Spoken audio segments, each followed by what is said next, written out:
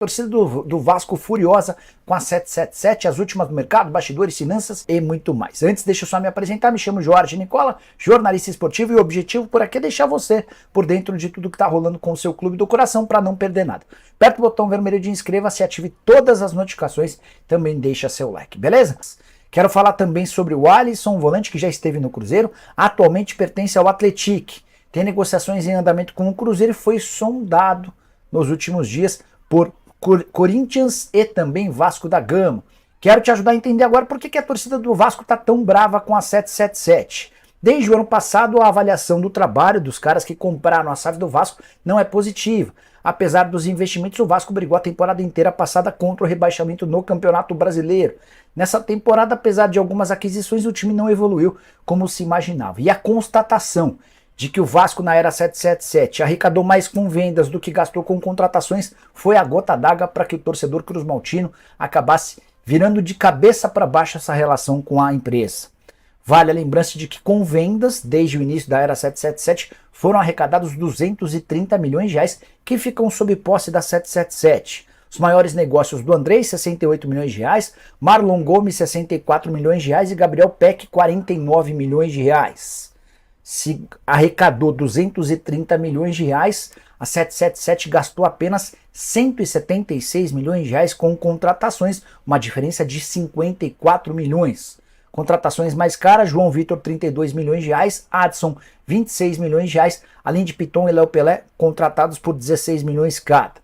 Essa conta vai ficar um pouco menos desigual com as confirmações das chegadas do Galdames, 1 milhão e 300 mil reais, e do Esforça, volante argentino que pertence ao Nils, comprado por 25 milhões de reais. E você, o que pensa sobre o início da 777? Usa o espaço para comentário para deixar sua opinião, beleza?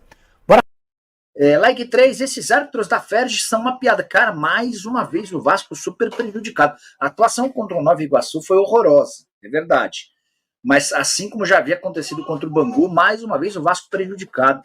Fico perguntando o que pode levar os árbitros a quererem prejudicar o grande, porque em geral é quase sempre, na dúvida, pró-grande contra o pequeno. Só no Rio de Janeiro, no campeonato da Ferj, que é diferente, né?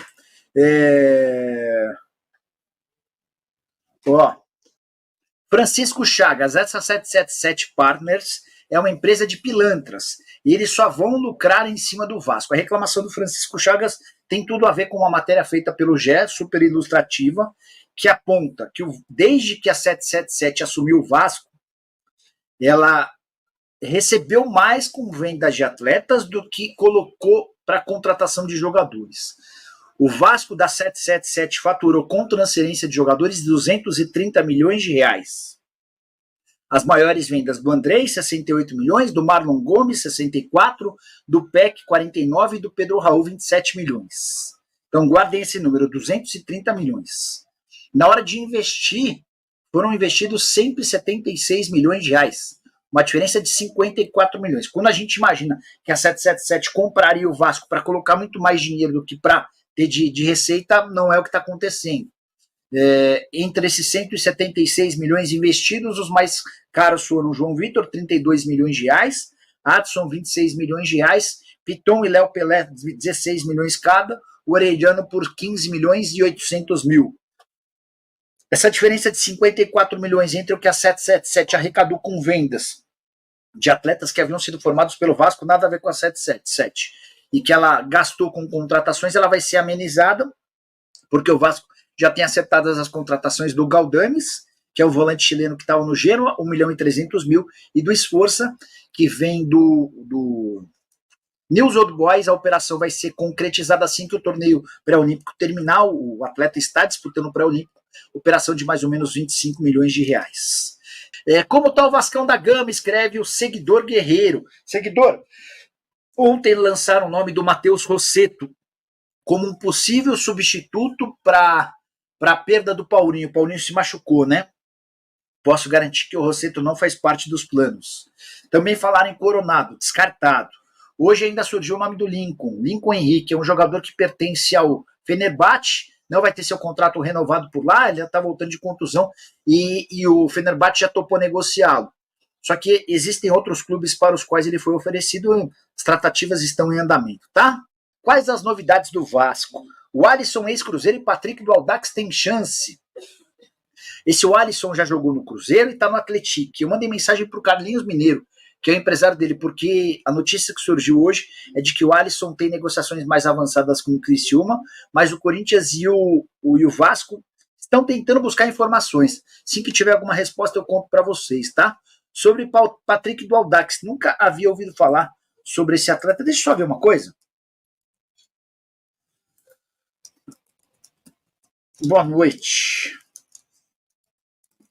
Do Atlético. Patrick do Audax. Vamos ver se a gente consegue alguma coisa por aqui, tá?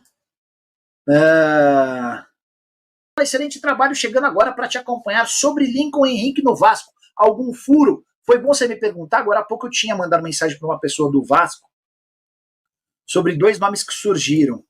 Eu tinha perguntado sobre o Alisson do Atlético e Patrick do Audax, se eles podem chegar. A resposta foi não para ambos. E o Lincoln Henrique. Então assim, ó. Igor Coronado descartado. Matheus Rosseto descartado. O Alisson descartado. Patrick do Audax descartado. Vamos ver se o Lincoln Henrique, que pertence ao Fenerbahçe, pode chegar, tá? Assim que tiver a resposta também já conto para vocês. Só por trás disso, Marcos, só para vocês entenderem, tem uma queda de braço muito grande entre o pessoal da 777 versus Alexandre Matos e Ramon Dias. O Ramon e o Matos entendendo que há necessidade de trazer mais reforços, que esses reforços precisariam ser mais veteranos, até para que o time pudesse ficar um pouquinho mais equilibrado. Por outro lado, o pessoal da 777 defendendo que é preciso dar espaço para os jovens, que não há necessidade de mais investimentos, e assim o bicho está pegando, tá? Vasco tem interesse em alguém para substituir o Paulinho? A pergunta é do Riquelme, e eu acho que assim, ó, essa queda de braço entre 777 e Ramon Dias / Alexandre Matos passa também por isso, pela necessidade de contratar mais um jogador para esse setor. Bem, meus amigos, vamos falar então. Ainda repercute muito mal a atuação do Vasco ontem contra a equipe do Nova Iguaçu na derrota de 2-0 lá no Parque do Sabiá. O próprio Emiliano Dias disse que era uma atuação para ser esquecida, time muito mal, rigorosamente não jogou nada, né? Talvez salve um pouquinho do Léo Jardim, salve um pouquinho do Paê, mas os demais jogadores muito abaixo da crítica, a gente esperava muito mais. E os torcedores estão reagindo, fazendo cobranças a 777, né, dizendo, olha, venderam o Peck, venderam o Marlon e estão trazendo refugos, jogadores que ainda não prestam para o Vasco. São as opiniões de momento e que a gente está retratando aqui.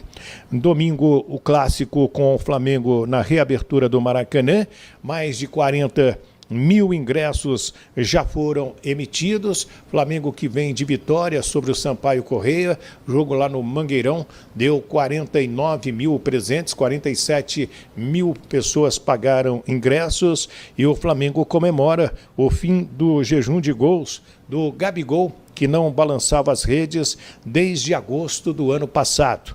O Nicolas de la Cruz, ele que veio do River Plate, fez uma bela atuação em Belém, um jogador que custou 85 milhões de reais e deverá ser titular nesse jogo de domingo contra o Vasco da Gama no Maracanã.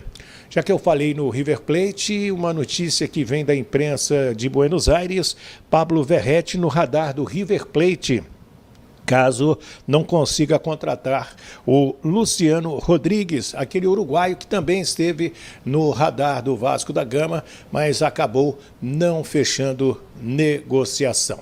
Gente, o Alexandre Matos está no mercado, está procurando reforços para o Vasco da Gama, ele me falou sobre esse tema. É lógico que alguns nomes vazam, outros nomes não. Estamos aguardando aí, né, o chileno que foi contratado, né, que deixou lá o Genoa, já se despediu e deverá chegar amanhã aqui ao Rio de Janeiro para fazer os exames médicos e assinar contrato com a equipe de São Januário. O Galdames, né? Jogador que passou também pela seleção do Chile.